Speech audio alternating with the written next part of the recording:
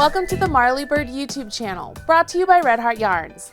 In this video, I will show you how to make this super cute and very useful Breezy knit market bag. To make this bag, you only need 2 skeins of Red Heart Super Saver chunky yarn, a pair of size 9 knitting needles. Now I'm going to use circulars, but you can use straights. And you need some stitch markers and a tapestry needle. Last but not least, you will need that free pattern, which is available at redheart.com. I will also put a link to the free pattern in the video description box right below this video. And while you're down there, please smash that like button, as my kids say, to let others know you enjoyed this video. Once you have your materials, join me back here and I'll walk you through all the little ins and outs for making this really wonderful tote.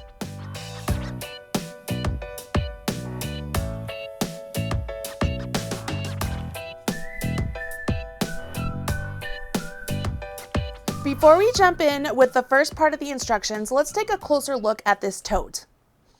As we take a look down here, we can see that this tote is made up of some really simple garter stitch ridges and a really nice lace stitch pattern in between those.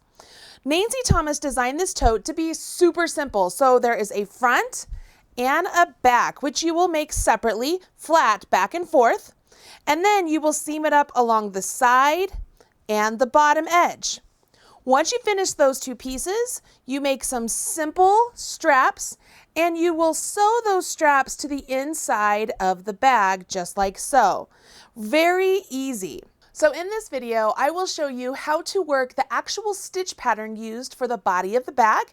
Then I'll show you how to seam those 2 edges together and how to make the straps. Very easy stuff, but it won't take us very long. So let's jump in. For this bag, I'm using Super Saver chunky yarn in the color turquoise. We want to cast on a total of 52 stitches for one side of this bag. We'll start off with a slip knot, and I'm going to use the long tail cast on, so I'm making sure I have a nice long tail. So I'll put my tail in the palm of my hand, take my working yarn, wrap it around my forefinger and middle finger. When I come back up, I cross over. Turn my hand over, go underneath the front loop, grab the back loop, and off. I now have a slip knot that I can place directly onto my needle.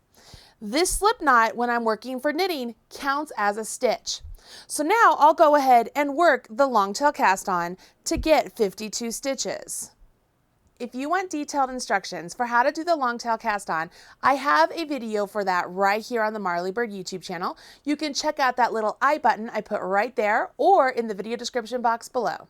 Once you have your stitches cast on in your preferred method, we want to work in garter stitch to get 3 ridges on the right side. We're just working simple knit stitches and we want to get a total of 3 garter stitch ridges, okay?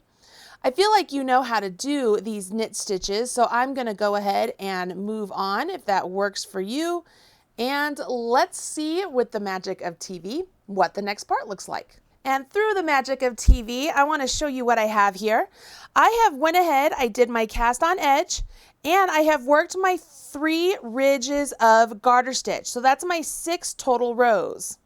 I've also gone ahead and I've worked 1 full repeat right here. So I've worked rows 1 through 12. And what you will notice is that rows 1 through 8 are actually the lace portion. And then rows 9 through 12 is garter stitch. Row 1 has us begin with 1 knit stitch, and then you are going to place a marker. I made these wonderful markers and I did a video for it right here, so you could make your own if you choose to, but you simply will place a marker on your right hand needle. Now we will jump into the stitch pattern.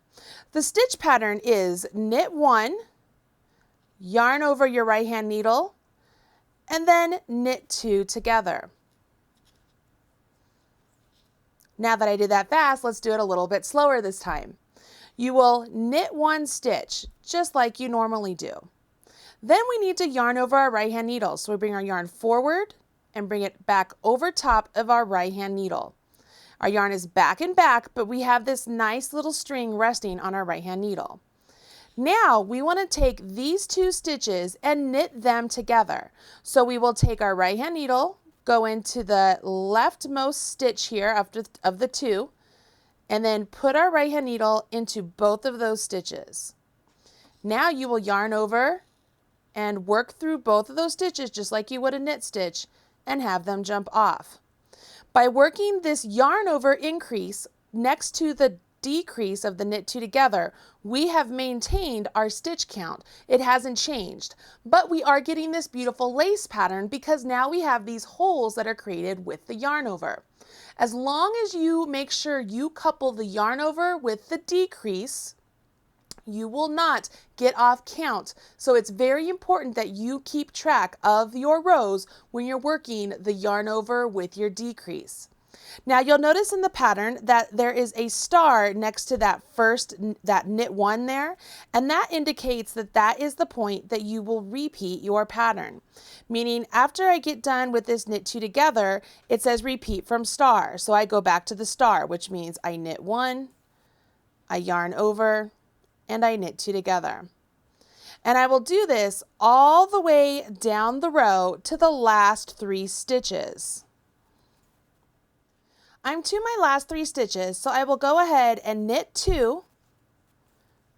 I will place another marker, so I place another marker, and then I will knit 1. And that completes my row 1. To move on to row 2, simply turn your work. Make sure your markers are on the side that you have facing you, okay? It'll make things easier for you as you go along.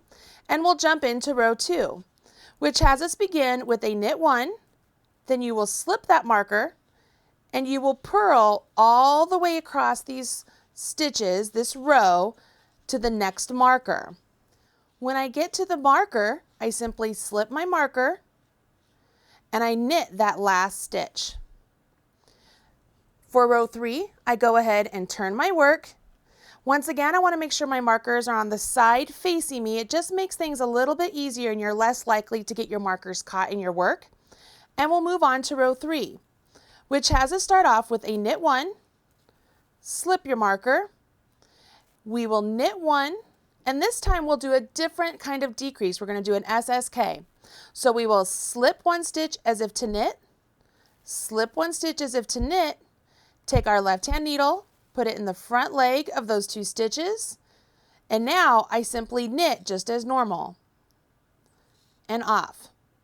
I finish off with the yarn over, okay? So that is my repeat, the knit 1, slip, slip, knit, yarn over. So now I will go back to my star, which has us do knit 1, slip 1 as if to knit, slip 1 as if to knit, put my left hand needle in the front leg of those 2 stitches, and then knit them together. Yarn over. Knit 1, slip as if to knit, slip as if to knit, left hand needle into the front leg of those 2 stitches, and then knit them together. Yarn over. I will work this repeat all the way down to the last 3 stitches. When you get to these last 3 stitches, don't forget that yarn over before your last 3 stitches. That yarn over is the last part of your repeat. Now I will go ahead, knit these 2 stitches, slip my marker, and knit 1 more. That completes row 3. Row 4 is a repeat of row 2, so I'm simply going to turn my work, make sure my markers are on the same side facing me, knit my first stitch, slip my marker, and then purl to my marker, and then slip my marker and knit the last stitch. Rows 5 through 8 are just a repeat of 1 through 4. Pretty simple, so let's go ahead and get that done. Once you have finished rows 1 through 12, you will now notice that you have this really great lace stitch pattern and then 2 ridges of garter stitch. You now carry on in the pattern, repeating those 12 rows for a total of 6 times. Then you repeat rows 1 through 8 one more time, and you'll finish off with the 6 rows of knitting, which will give us our 3 garter stitch edges for the end of this side of the bag. So right now, as we're looking at this, you can see what 2 repeats looks like. This is the bottom of the bag, what I did, the 3 ridges. This is a row 1 through 8, and then these 2 ridges here are rows 9 through 12. And then this is what we just did together. We did rows 1 through 8, and then 9 through 12. So this would count as 2 of my repeats, and I would have 4 more to complete. Once I do those 4 more to complete, I would work another row 1 through 8, and then I would finish off with 6 rows of knitting, or it would look like 3 garter stitch ridges. Let me show you what that looks like because I have a little sample done right here. So right here, this is actually the start. Right down here, this is my garter stitch beginning.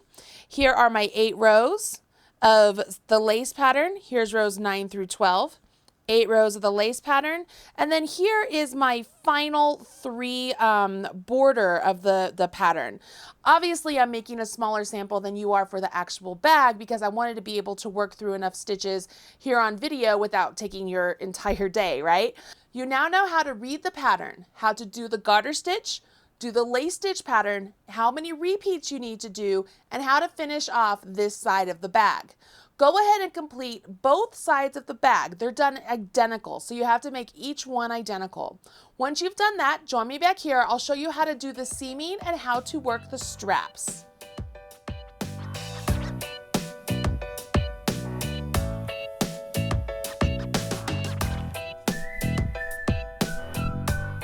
The front and the back of your bag are complete, and let's make some straps. Now, here are the front and the back of my bag, so let's go ahead and grab the same yarn we used for the bag and cast on a total of 64 stitches. We will start off with a slip knot just like before, and then use your preferred method of cast on. I'm going to use the long tail cast on once again. If you want your straps to be longer or shorter, you will simply cast on more or fewer stitches. Totally up to you. Of course, I'm making a smaller sample for this particular video, so I'm going to do fewer stitches to show you how this little strap works up.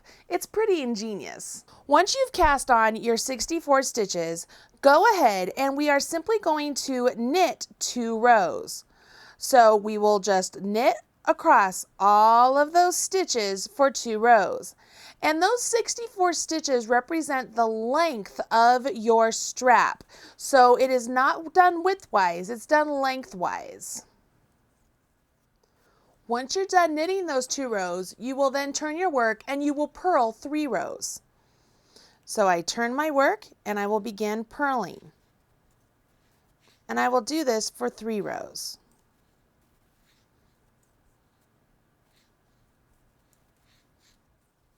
After you purl those 3 rows, you will knit 2 more rows. So far this is what my work looks like, and I need to knit 2 more rows.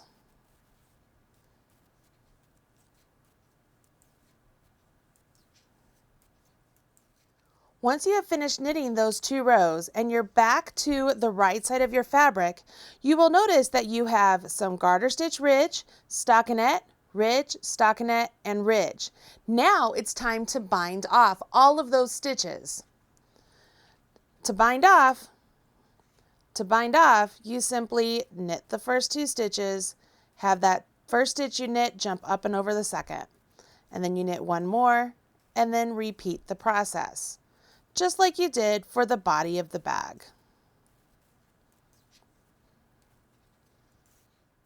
When you're done with the bind off, make sure that you leave yourself a nice long tail before you snip it, because you can use this tail to actually seam the straps of the bag. The next part wants us to go ahead and you will take this strap, you will fold it lengthwise. See how you have that nice little fold point right there? And you will go ahead and you will seam together the edge of the strap. That's the cast on edge to the bind off edge. Once that's all sewn, you'll have this nice tubular strap that now can get sewn onto your bag. But before we sew it onto the bag, we need to actually stitch up our bag. So let me show you how to do that.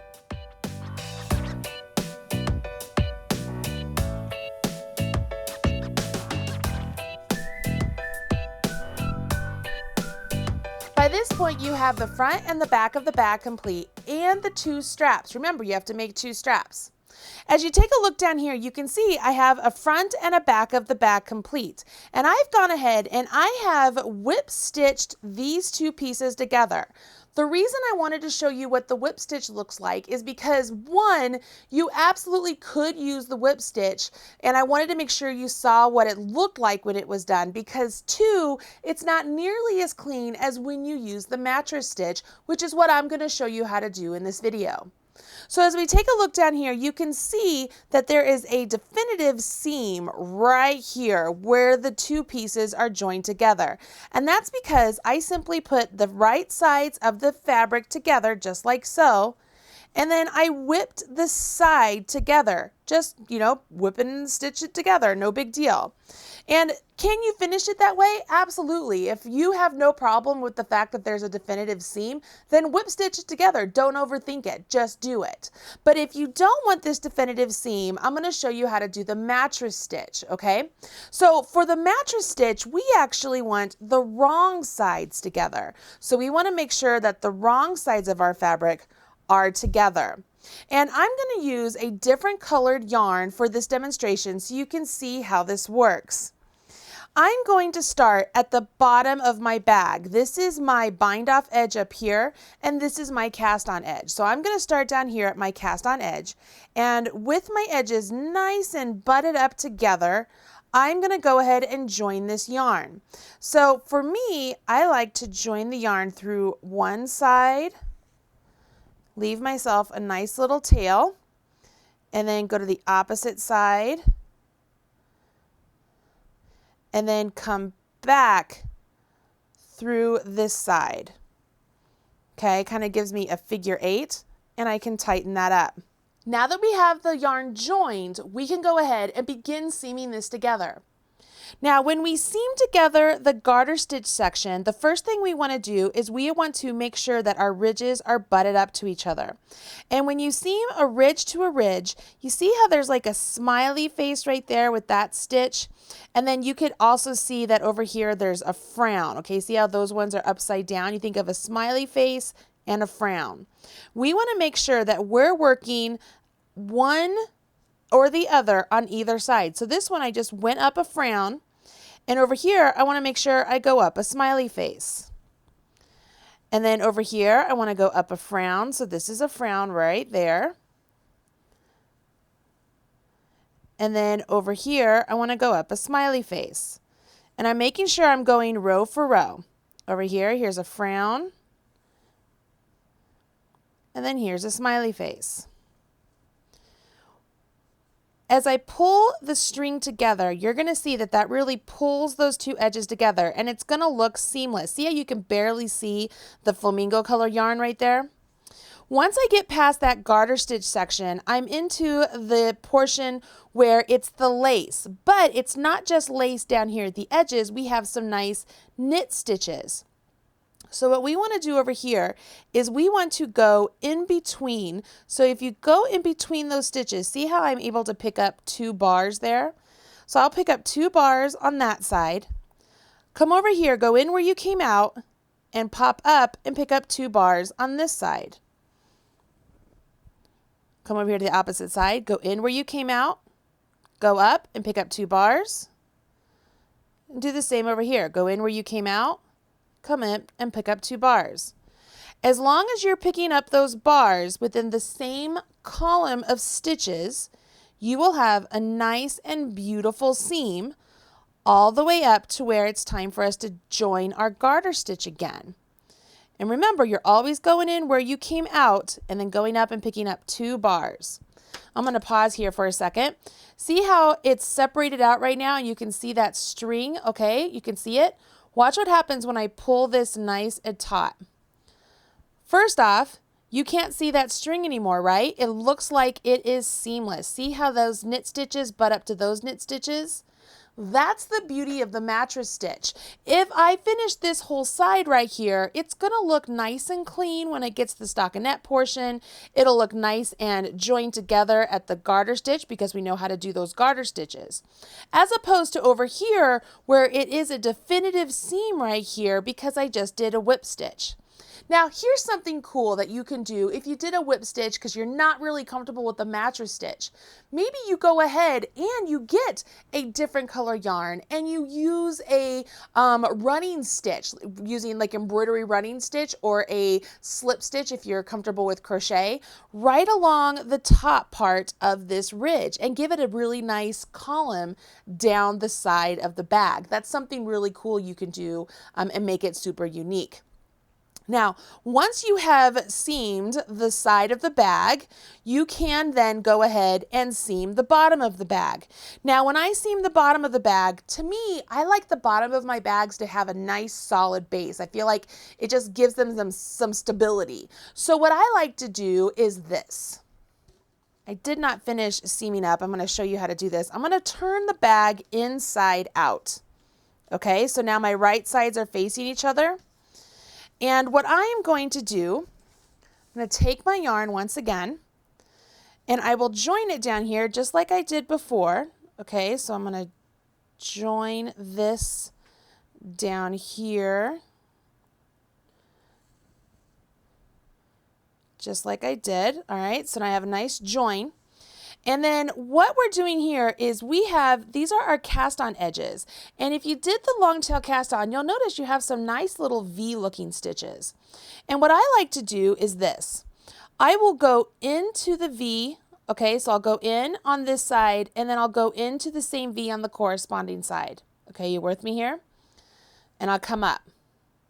Now what I will do is I will go into the V right next to it on that side, but I'm going to come back and go into the V that I went into on that side. See how I'm going like diagonal, okay? I'm not going straight across. I'm going back into the stitch that I originally went into on this opposite side.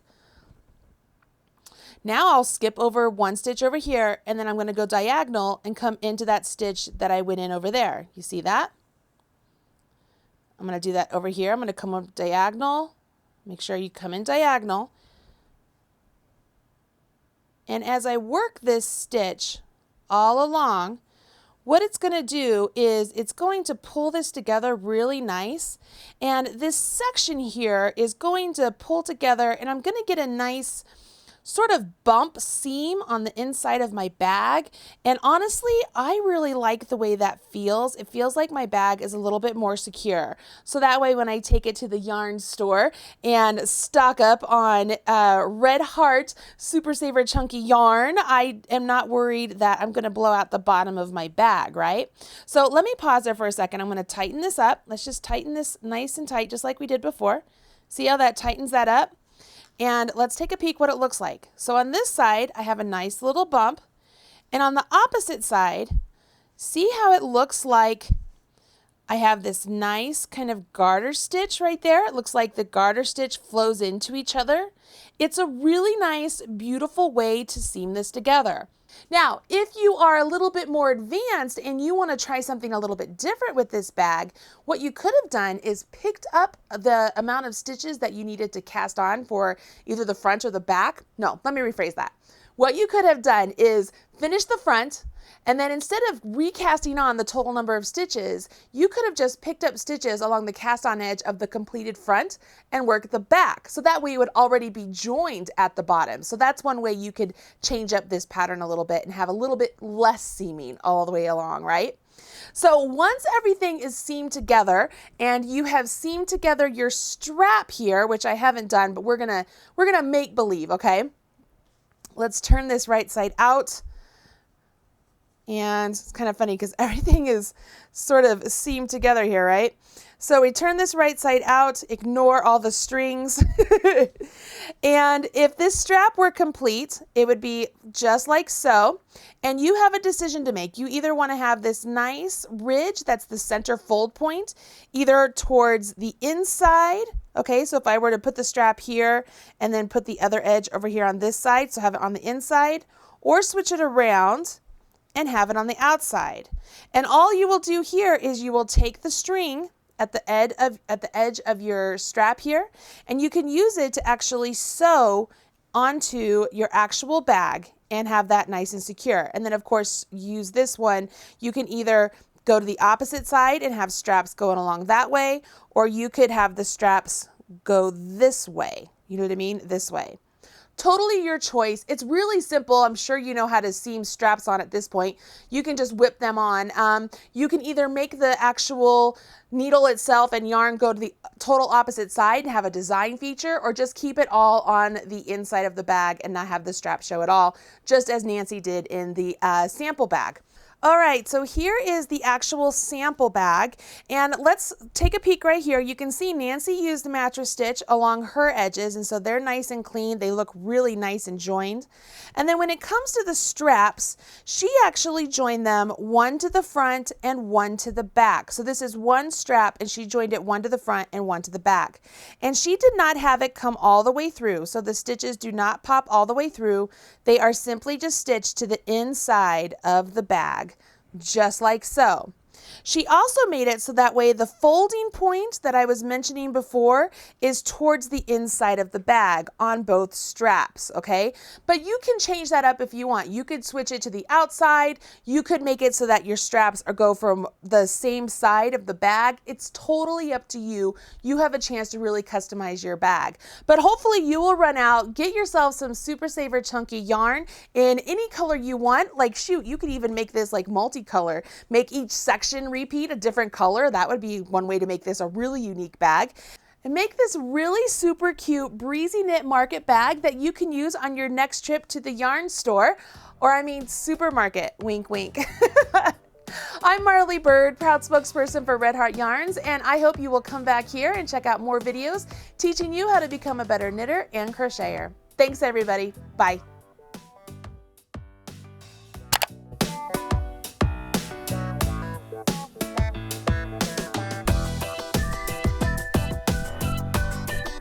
Everything you need to know about knitting or crochet can be found right here on the Marley Bird YouTube channel. Learn with Marley Bird. Visit youtube.com/Marley Bird.